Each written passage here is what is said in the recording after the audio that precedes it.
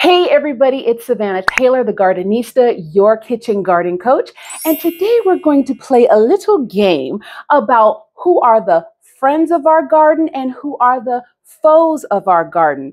Many of you have written in and asked, Savannah, what do I do about this bug and what do I do about that bug?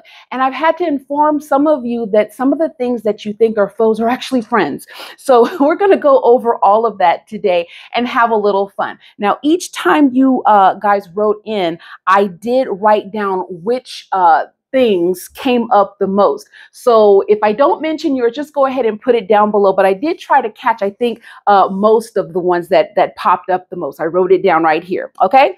All right. So you ready? Okay. And then afterwards, I am going to talk about some pest control methods that you all can use. I did have a previous video where I talked about some organic pest control methods, but I have some additional organic methods that you can use, and I'll share those at the end. Okay, so you ready? All right, here we go. Let's start off with something easy. Okay, let's see here. We're gonna start off with butterflies. Okay, are butterflies a friend of the garden or are they a foe of the garden? Okay, you ready? All right, butterflies are absolutely friends of our garden. We love butterflies. They are beautiful to look at, and they also act as pollinators. If you caught my previous video, I did talk about how to attract pollinators to your garden using wildflowers, and I posted a few videos on sunflowers. So in addition to, of course, bees, and that's an easy one. I wasn't going to bring up bees, y'all. Bees is easy. Everybody know we need our bees. So, but bees and butterflies are pollinators, so they are absolutely our friends, and we definitely want to create a welcoming environment for them. And if you missed that video, I'll put a link down below on how to attract butterflies and other pollinators to the garden. Okay. All right. Number 2. Okay, you ready? Let's see. What are we going to do here? Oh, I know. Here's a good one. Ladybugs. Are ladybugs a friend of the garden or a foe of the garden? All right. So this was a trick question, you guys, and I'll explain why. Most ladybugs, the red ones with the black spots, those are definitely our friends of the garden. They eat tons of aphids. And I wasn't even going to put aphids as a question, because I think if you've been in gardening long enough, you know aphids is like a 4-letter word, but there's more than 4 letters. But anyway, you get my point. We don't like aphids. They don't like us, and it's okay. All right. But ladybugs, the red ones, and I think there's some gray ones with black spots and whatever. Most of those ladybugs are our friends of the garden. They eat a lot of them, of the aphids. Now, there is a particular it's a lady beetle. It's not really a ladybug. And I'm sure some of you who are really into bugs probably can break this down a little better, but for just general purposes, the orange ladybug or lady beetle is not our friend. They can actually be a nuisance. They actually eat the good ladybugs, and they also can bite. And I've heard that they can get into your home and be a little bit of a nuisance during the winter, and they let off a bit of a stench. So that was a trick question, because depending on which one you have, they can either be a friend or a foe. And so we like the red ladybugs. We don't like the orange ones. And, you know, red and orange kind of can look a little bit of the same if you're looking at it from a, particular light. So just be aware. All right. So that was a trick question. So give yourself a point if you put either or. All right. Next one. Let's go with moths. Okay. Those white moths that fly around. They're so pretty, right? Are those a friend of the garden or a foe of the garden? Because they sure look beautiful like butterflies, right? Okay, we don't like those. We do not like white moths. They are not our friend, and we don't care if they like us or not. We don't like them, okay? And I'll tell you why. So we talked about aphids earlier, correct? So aphids, moths, and actually ants, they all have a particular relationship. And just really short, what happens is when you see those white moths come in, they lay the aphid eggs down in your soil. And then the ants and the aphids have this symbiotic relationship where they will take those aphids up to your beautiful leafy greens. And when those aphids hatch or do whatever they do, they release a sticky substance that the ants like. Okay, so that's that symbiotic relationship. And so the ants get what they want, the aphids get what they want, and the moths are doing their thing. So if you see ants, if you see white moths, you're going to see aphids. And aphids are those things that leave those horrible holes in your leafy greens. So again, we don't like moths, we don't like aphids, and we don't like ants. And so I will, at the end of the video, I will share again some of the ways that you can control, have a little organic pest control, so that when you see those signs, you can get ahead of the game. Okay, so give yourself a point. Moths are a foe. We don't like them. Okay. Okay. Now another one. Here we go. You ready? Okay. Oh, this is a good one. Spiders. Are spiders a friend of the garden or a foe of the garden? Okay, you ready? Okay, spiders, garden spiders, are actually a friend of the garden. Now, of course, I'm not talking about black widows and tarantulas and all them kind of things. Clearly, if you're seeing those, you might not be in a region that's, well, anyway. But for the most part, garden spiders are our friend. They eat a lot of the bad pests. And I know for some of you who, I know I have a very dear friend of mine who, she is a true arachnophobe. And so for some of you, I want to be sensitive to that. But gardening, you might run into a little bit of a spider or two, but they are our friends, the garden spiders, I mean. So that might be something you want to consider. Maybe you want to, if you don't think you would be able handling you would be able to handle seeing a spider, indoor gardening might be something you want to look into. And I do have some videos on indoor gardening, vegetables that you can grow in a window. And that way you wouldn't have to, run into that. Because I do know, and some of you are probably laughing like, oh, it's just a spider. But there are some people who really, really do have issues with spiders. And I want to be sensitive to that. But for those of you who are okay with seeing a little spider or two out in your garden, just know, don't kill it. They are helping the garden, and they will balance out that pest ecosystem. Okay. And you can Google about spiders in the garden. There's a whole lot you can read about it. But for the most part, just want to say that if you put spiders as a friend, give yourself a point. Okay. All right. Next one. Okay. Let's say squash bugs. Now, for some of you, you'd be like, really, Savannah, squash bugs? We all know. Okay, not everybody knows, because not everybody maybe has seen a squash bug, but squash bugs, not our friends. We don't like squash bugs. Now, I'm going to lump in some other insects with squash bugs, like potato beetles, because these are some of the things you guys were asking about, Japanese beetles, cucumber beetles.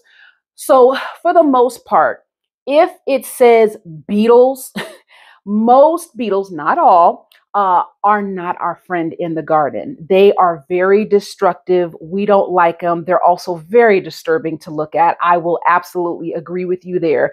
The way some of you feel about spiders, I feel about beetles. I can't stand them, okay? Especially those big June bugs. But anyway, but beetles, for the most part, not all, are not our friend. And so we do want to keep those under control. If you see one, you can pretty much rest assured that there are more, and you definitely want to get on top of that. And like I said, at the end, I'll give you some organic pest control options that you can use in addition to the ones that I mentioned in a previous video. Okay. So we don't like those. All right. Now, here's another one. Lizards. Lizards. Are lizards a friend of the garden or a foe of the garden? Okay, you ready? All right. Lizards are our friend. Now, I know some of you are going, what? Those ugly things? Listen, I absolutely agree. I don't like lizards.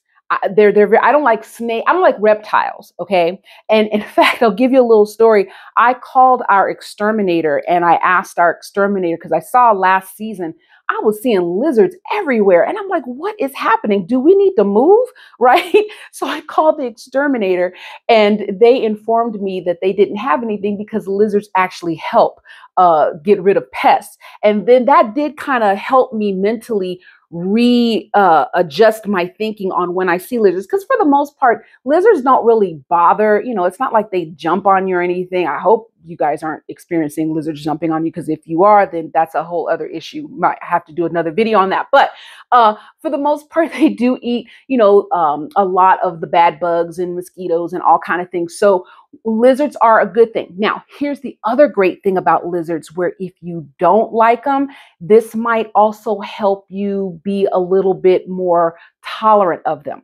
Lizards are what they call an environmental barometer, meaning if you have a lot of toxins and chemical pesticides and metals around your garden, you're not going to see any lizards because they don't come around that. So if you are seeing lizards, that means you have a very organic garden and you have a very environmentally friendly garden. So low toxins, that's a huge indicator if you're seeing lizards. So, if that helps you, I know that helped me a lot. I'm like, oh, okay, I'll be like, I see one. I'm like, okay, I see you, friend.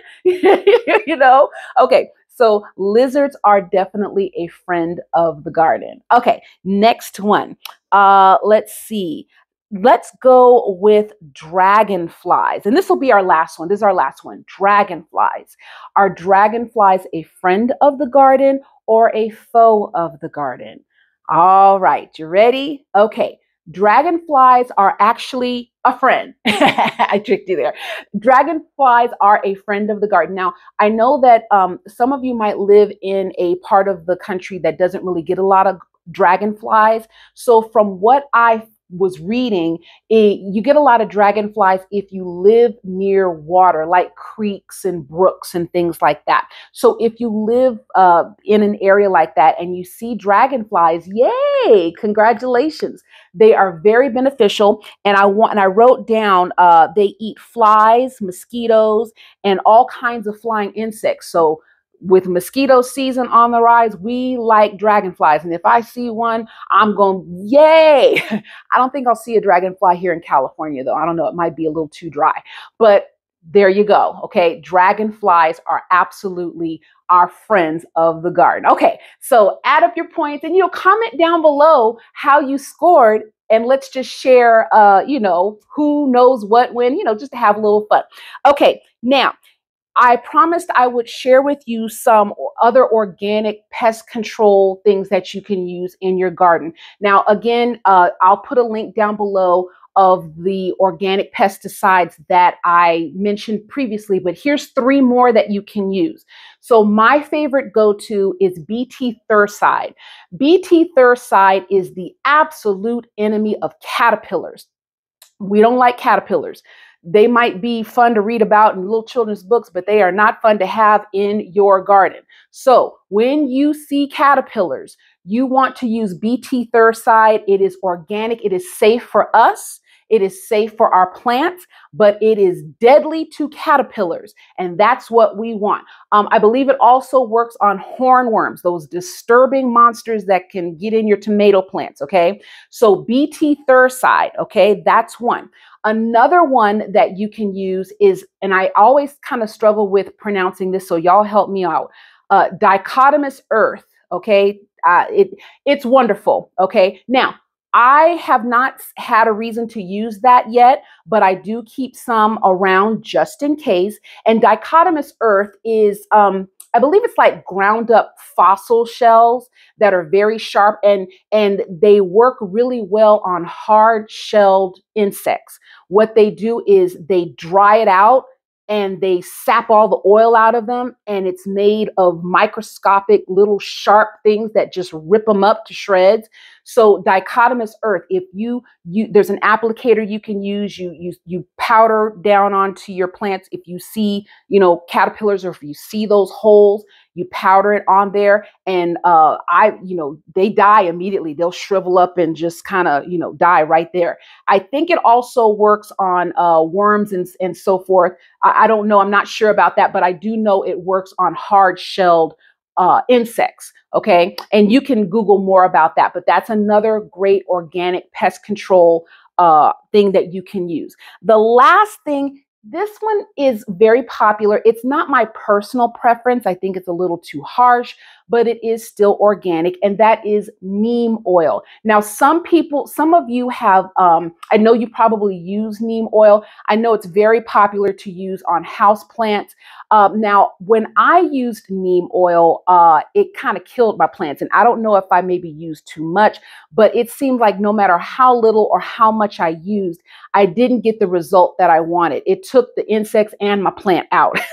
So I think that neem oil is a little too harsh for me, but go ahead, try, see what works for you. Everybody, it's around for a reason. So it's working for some people sometimes. So go ahead, play around with that, see if it works for you, and let me know down in the comments how you like it. Let me know what you guys prefer. All right. So that's it for today, you guys. I hope you guys had fun learning about who our friends of the garden are, who our foes of the garden are. Now, all of the things that I mentioned, the BT Thurcide, the Diatomacious Earth, and the neem oil, all of those are available in my Amazon store. So be sure and check it out. And if you have any questions, if I didn't mention one of the things that you had a question about, just go ahead and comment down below, DM me, what have you, and I'll get that question answered for you. I'm usually pretty good about getting back to you. But hey, this is why kitchen gardens matter. All of us learning together. Thank you all so much for your support.